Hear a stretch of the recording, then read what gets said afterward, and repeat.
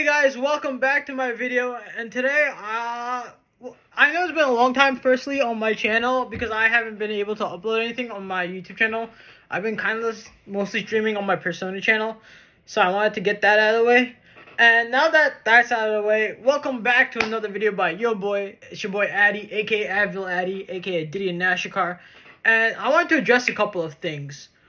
First of all, I've been seeing this go around on Twitter a lot, and it's kind of being weird, yet really ironic in a sense where I don't get what the hell's going on, but I'm slightly confused. So the first thing that's been released is the WADA interview by a person who was the director for the Persona 3 Reload game. I don't know if he's a director or what his title is, but he released an interview with someone else, and he jokingly answered why is there no FemMC route and stuff like that. And he said that it's mostly due to development costs and production costs and etc. stuff like that, which makes sense. And then for some reason stuff like the Persona 4 thing, he also gave answers in a jokingly manner I didn't know how to talk to a girl and whatever. So that's why we hired multiple female writers for Persona 4 and 5 Royal social links and all this kind of stuff. So these are a couple things I want to address in this video. One, so let's talk about Persona 3 Reload, about the FemMC route, the answer, and all this kind of stuff. I'm really not sure what the community sentiment is because I feel like people who give this answer, and you can check out this guy named Scrambled Faz on Twitter. I'll leave a link to his Twitter, or I can spell it out for you. Scrambled as in scrambled eggs, and Scrambled Faz, F-A-Z. So you put those two words together, Scrambled Faz. You can check out his Twitter, and for the posts and kind of like those information tidbits or whatever the hell they're called. They're not really leaks, but they're not also confirmed. They're just theories. You can say. I call them theories, right? But it seems like a lot of the stuff that's been going around has been saying that a lot of people, or some people, are disappointed that there's no FemMC route, and I don't understand why that's. First of all, why that's even a problem when people are getting the answer with Aigis as the protagonist for that episode. That's the thing. The second thing is, I don't want to say women because not all women, but some women on Twitter who play the game Persona have been saying they're upset that they thought Persona 3 was going to have a female MC route, which is Kotone. I forgot. Let me check how to pronounce her name so I don't butcher it. Give me 1 second. Let me see how to pronounce her name so I don't butcher it.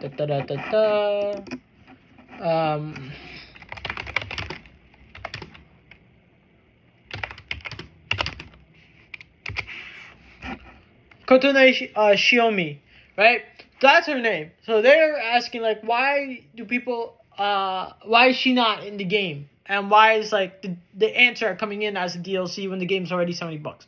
So I guess firstly let's answer the question, about why games are now $70 so we can get through this whole dilemma, right?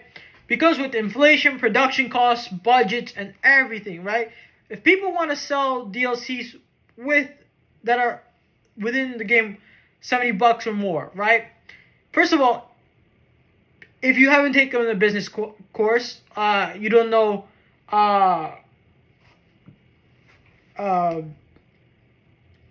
demand and whatever, demands and costs, the relationship between demands and costs, right? That's one thing.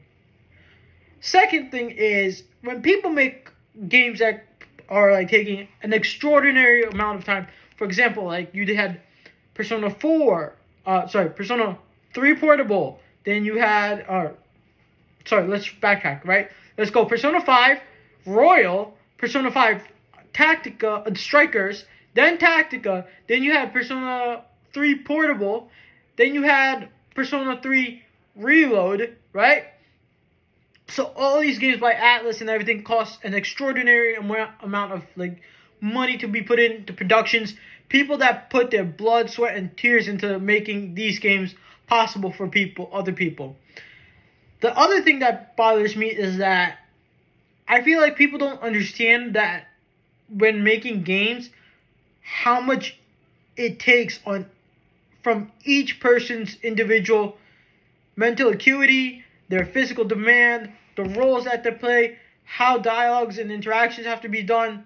People don't understand that. That's another thing, right? So you gotta pay actors, writers, scripts, everybody. That's why, and with the cost of inflation now, they need to make more money from the game that was being made, right? So if a game becomes $35 to make, you want to essentially double that, or if it's becoming $60 to make, what they're doing is they're putting money to make a $10 profit, $15 profit by making it $70, $75, or with whatever other two versions there are, the deluxe and ultimate edition, for example, if there are, then it becomes $90, $110, and that's how they make their profit. They need to make the profit for the business to stay in, their company to stay in business. That's one of the things. And like I said, it comes with costs and demands, right? Those are proportionally or inversely relative, or whatever the hell the term is. If the demands are high, sometimes the cost might have to be scaled back, right? Because then a lot of people can buy it and whatnot. And if some people are not, if majority of the people are buying it, costs are going to be kind of low sometimes to compensate for that stuff. But yeah, so then you're going to be like, oh, okay, that's understandable. But guys, we got a protagonist in Persona 3 Reload now, going back to this game, that's Aigis in the answer. So the people were saying that, half the reason that people wanted Kotone Shiomi, the FemMC, is half the reason why the people in the Persona 3 Persona community wanted Persona 3 Reload to be developed or whatever made. But that's not really the case, right? I don't know how many people wanted it, and I'm not going to go searching up for it because I'm not here to talk about that. What I'm here to talk about is the slander that Atlus is getting and the company is getting. And no, I'm not saying I'm defending the misogyny and all that bullshit, because that is wrong. That whole bullshit is, what the hell kind of reason is that from the company is far from it. I don't even want to understand it because I don't have energy to waste on that. So that's one thing. So that blows my mind that their reasoning is the thing that why women are hired to write the social links in Persona 4 and 5, right? That just, what the hell? That doesn't make sense. Even on International Women's Day, that's the dumbest answer you could have given. Right?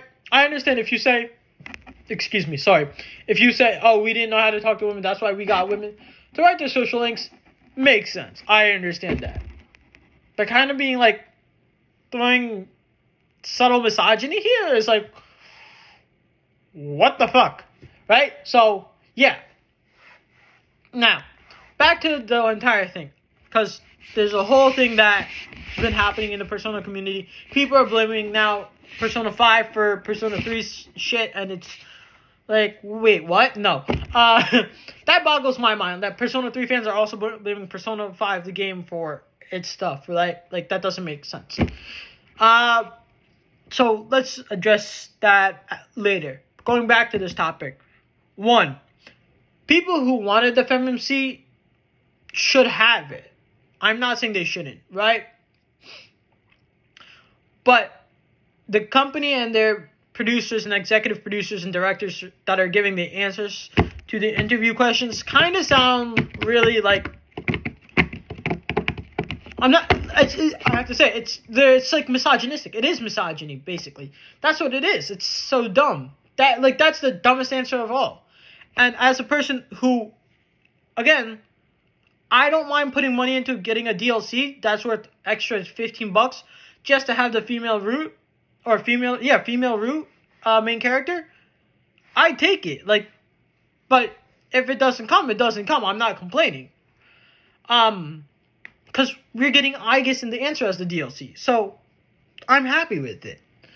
That's one thing. So if you guys are gonna talk about how many people want the FemMC route and all these statistics and everything, please make sure that you do your research about how many people want to do interviews, conduct whatever interviews that you need to get the statistics and everything on time. That's one thing. Get that done. And if you can make a petition to send it to the company and whatever to make that route, that's up to them. Right? But they also have to take into consideration development costs for that female MC route. Now, the reason that they haven't said it is, and here's my theory, right? And this is going to sound crazy as hell as to why. This basically makes me sound like a conspiracy theorist, but I'm not. And this is just a theory I have, right? My theory is the reason that they brought Aigis later into the epilogue makes sense, right? Like, you want to see the success of Persona 3 Reload and how it does and how it progresses. Like, if you guys can make that money back or even double whatever you like put into the money and double your profits, I understand that's how you get the Aigis episode, right? Because you want it to be a complete ending for that stuff. Now, if people want to do the female route, well, guys, try to support the game devs so that if they like push it through, you can get this. Like, you don't have to tear down people just to get something that you want. Excuse me, sorry, that made me look stupid. Right? That's one thing. And what blows my mind even further is that you, like, in the Twitter community, and it's, I think people have the maturity and the intelligence level of basically a 16-year-old girl, right? Like, it sounds crazy when I say it, right, on Women's Day, but it is a maturity level of a 16-year-old girl throwing a tantrum whenever she doesn't get anything that she wants, right? Like, oh, I didn't get this, I want this. Like, come on, like, let's be mature adults here, right? We all like the game. We all want the game to succeed and do well. We want the people to get their money, the actors and people to get their money.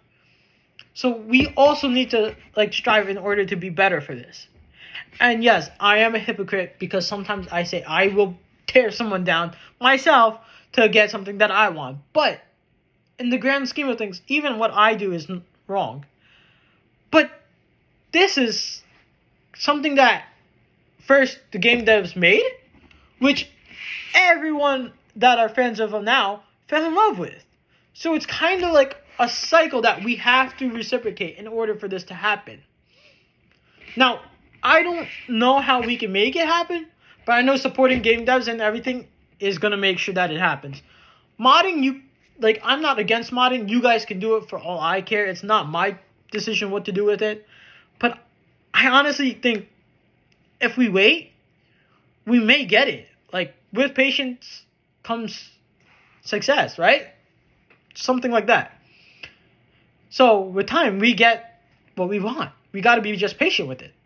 But all the pieces have to fall into place for that to happen. The second thing that I've been seeing is the whole people of the Persona 3 community blaming Persona 5 for whatever the hell that's going on.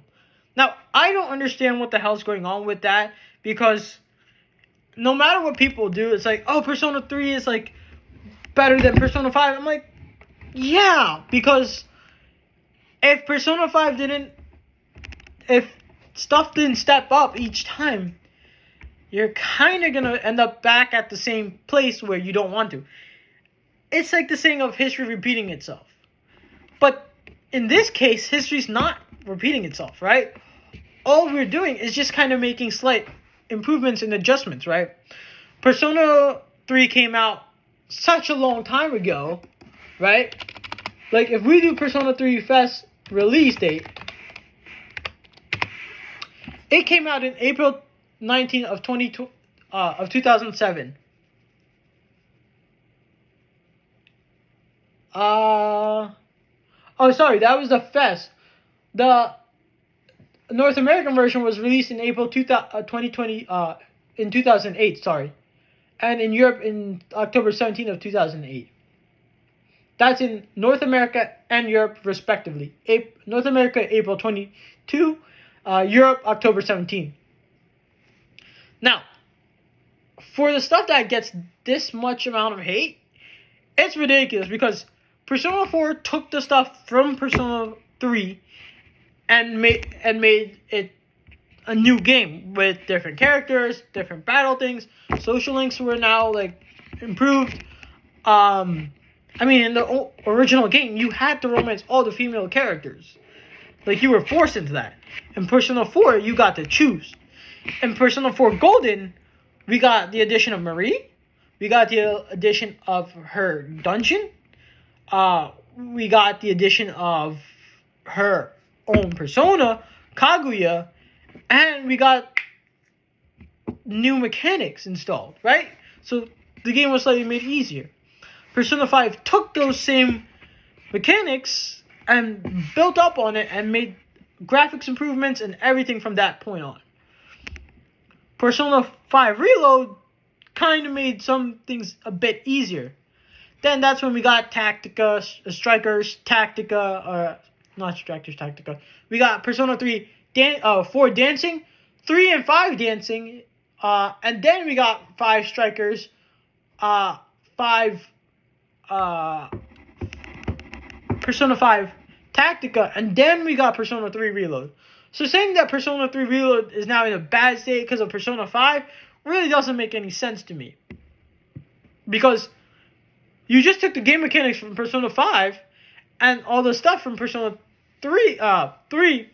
All you did was just made improvements to Tartarus, added a lot of DLC from the last 2 games of 4 Golden, 5 Royal, right? And on top of that, you also got you got Twilight Fragments, right? You got Twilight Fragments. You can get Eagle Eye with that trophy. You can make everything so much easier for you, right? You can restore HP and SP as quickly as you want. You can go through Monad doors now. Spoiler alerts. And you can even have like easier time with spoilers. The Monad doors are really nice. And another spoiler alert, you can have theurgy skills. And with Metis coming along in the new DLC with Aegis in the episode answer, you have a new theurgy coming in, right? So it baffles me by how many people are saying, or whatever people, I don't want to say a lot of people, that Persona 3 fans are saying Persona 3 Reload is ruined by Persona 5. That just really doesn't make sense to me. It baffles me how people think that's like, they have any relationship, right? Like, yes, Persona 3 Reload has relationships to 4 Golden and 5 Royal, but it's only with the added personas of the last couple protagonists, antagonists, and extra characters. So, saying that is not right. And this whole thing that's going on with Persona 3 stands, right? As a person who's a fan of the Persona series on its entirety, hell, I play Ultimax, Golden, Royal, Portable, the Reload. I play all of these a lot on stream, and you can find it at, shameless plug, twitch.tv/AwesomeAddy2, right? Awesome Addy, ADI 2.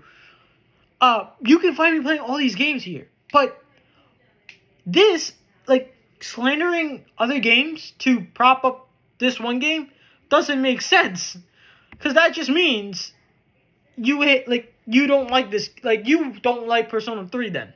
That's in turn saying, I feel like, oh, Persona 3 is not fun. I'm like, no. But yeah, that's what I wanted to address.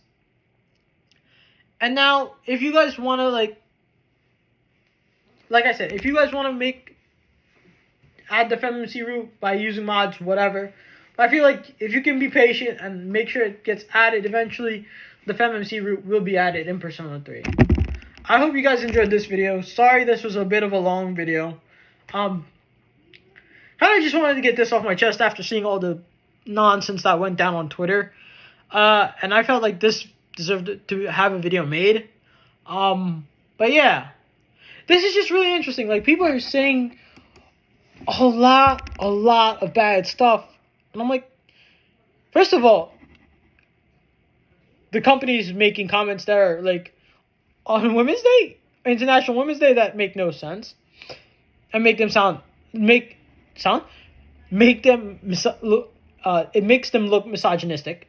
2, people don't have stats and then are saying, oh, like, half the reason the entire Persona 3 community wanted Persona 3 Reload was because of the FemMC route. I'm like, first, get your stats correct. I don't think it was even half. It was just whoever wanted that route, right?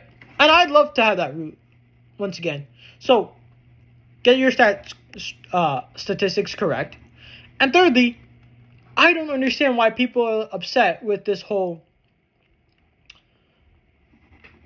Persona 3 is now bad because of Persona 5. I'm like, no. You're just mad because that game is not what you like to remember it as. And if that's what your opinion is, fine, fair enough. Like, but you don't need to tear down another game to make your game seem good, right? Just doesn't make sense to me. You guys have all these new games and whatever added into it. But I feel like these new elements in Reload, the graphic UI even, has made Persona 3 Reload amazing. So, I'm not one for bashing, but I'm going to just say this. And I feel like you guys still have this mentality of, like, you should get what you want just by throwing a temper tantrum, which makes no sense to me. So, to wrap up, just have some self-respect for yourself. It makes you seem kind of like an ass when you guys throw these kind of tantrums, because it's like saying, well, we're the fans and we deserve it. That's, like, I know you guys are used to getting it your own way in your own personal lives, but that's not how it works in the real world. So, if you can't deal with it, don't deal with it. Or don't buy the game. That's on you. The onus is on you, right? But yeah, I hope you guys like this video. One more thing. Yesterday, a creator and manga author of Dragon Ball, Akira Toriyama, had passed away. So I wanted to say to him and his family, to his family and his relatives, actually, deepest condolences for your loss. Akira Toriyama was one of the authors as a kid I read, and he inspired the authors of Bleach, One Piece, and Naruto. And those are now my favorite mangas and shows that I watch. Hell, I binge One Piece still to this day. So, thank you to Akira Toriyama for all the stuff that you have done. I know it doesn't seem like it because a couple days before, or yesterday, I was completely broken. All my tears had gone to that news yesterday. But yeah, rest in peace. Condolences to his family, his relatives, and everyone that he holds dear. Yeah. Thanks for watching. I'll see you guys later. Take care. Peace. Bye.